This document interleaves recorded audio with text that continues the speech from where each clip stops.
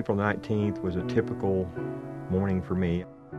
I was in my office at the U.S. Attorney's office, sitting down, and I felt my chair move. Of course, none of us knew what it was. I was crossing the intersection of 6th and Broadway, headed west. That, in and of itself, made a huge impression on me. A coworker ran through the hall yelling they bombed the federal courthouse. People asked me what it was like. It was very quiet, just as quiet as it could be, very dusty. The only thing we could see were the computer screens glowing, still glowing in the dark.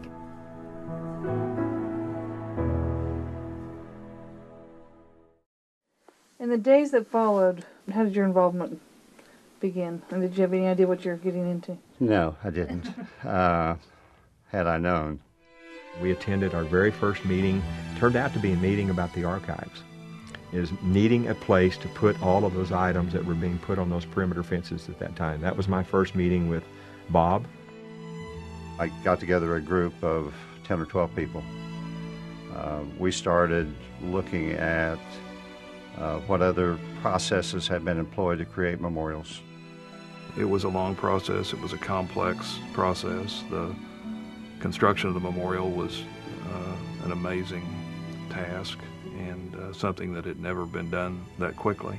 Typically, the processes are closed, exclusive processes, and the memorials are also marred by political intervention. We had the community behind us. All of us involved in that bombing were symbols. We were a connection for people. So we decided that ours would be a very open, inclusive, public participatory process. People wanted a connection. They wanted to know somebody involved with the bombing. We had no room for error and had a lot of people watching us, so it had to be essentially perfect. The most difficult committee of all of those that I served on was one that Bob came and asked me if I would co-chair, and that was the Survivor Definition Committee. The families have in my experience, and other people have felt the same way, we've always felt like our role here was vital. Connectivity is very important. That's why the fence is there. That's why we kept that fence. I wanted to make sure, not for myself, but for the survivors and the people that were not killed, that they were connected to those people that we lost, because they were our friends and family also. And I remember the first time that the family members and survivors gathered with us that were volunteers. We wanted a sign-off, if you will, by all of the various constituencies and the large task force and the family members and survivors. That first meeting was full of, I don't want to use the word hatred because that's too strong, but full of dislike between the family members and survivors and those of us that weren't. Everybody had to feel like they were a part of the process and of the decisions. They kept questioning and shouting out, what gives you the right to be doing this? Why do you think you have the ability to do it? It takes a lot of time. It's not efficient. Why did the mayor appoint you? You're not going to jam anything down our throat, and just kind of on and on and on. There was a lot of time spent one-on-one, truly listening. We developed trust because we not only provided people an opportunity to speak, but we made every effort to assure them that they were being heard. There was a consulting team that was recommended to us, a consultant, I guess, that had worked on the Vietnam Memorial. We all knew that we'd never built a memorial together. The selection process that they recommended was to involve essentially all professional people. Bob had met with him in Washington, D.C. We wanted to tell the story powerfully enough to obtain the attention of those who came and visited.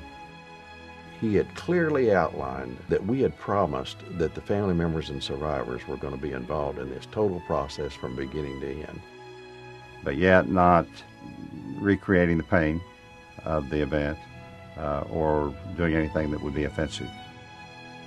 And the consultant was not going to be involved in something where all these emotional people were going to be involved and they could get in the way and they would unbalance the playing field. And he just ranted and raved. And finally he wound down, and I looked him in the eye and I said, we gave our word to these people, and in Oklahoma, giving your word is important. Consensus was very important, very important. And they knew, everyone knew from that moment that none of us were going to ever do anything that would hurt them in any way.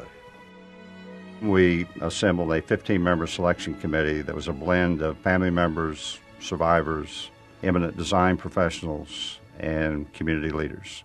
On that very first secret ballot, all 15 members of the selection committee voted for the same design. Certainly a moment to celebrate in the memorial process. And so there's this display of wisdom that created a group of people that did incredible things. We carried into the memorial process the kindness that characterized the public response to the bombing. It was the most dedicated group of people I guess I had ever had an affiliation with, and were not to be denied. Putting together the funds for the memorial was a challenge. It was a challenge because of the size. Everybody wanted to help. We promised that each gift, whether it be $1 or $1 million, would be listed, would be appreciated at that same level.